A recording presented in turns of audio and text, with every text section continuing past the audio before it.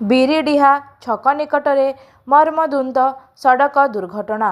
ମାମୁଁ ଏବଂ ଭାଣିଜୀ ଗୁରୁତର।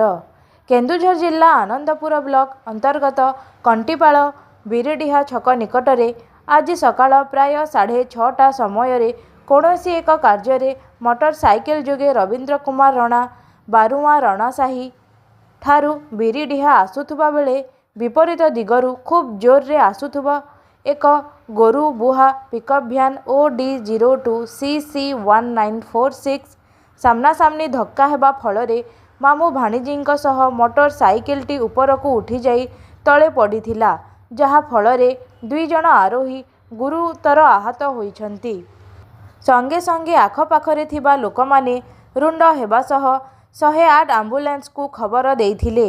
ଆମ୍ବୁଲାନ୍ସ ପହଞ୍ଚିବା ପରେ ଆହତମାନଙ୍କୁ ତୁରନ୍ତ ଆନନ୍ଦପୁର ଉପଖଣ୍ଡ ଚିକିତ୍ସାଳୟକୁ ସ୍ଥାନାନ୍ତର କରାଯାଇଥିଲା।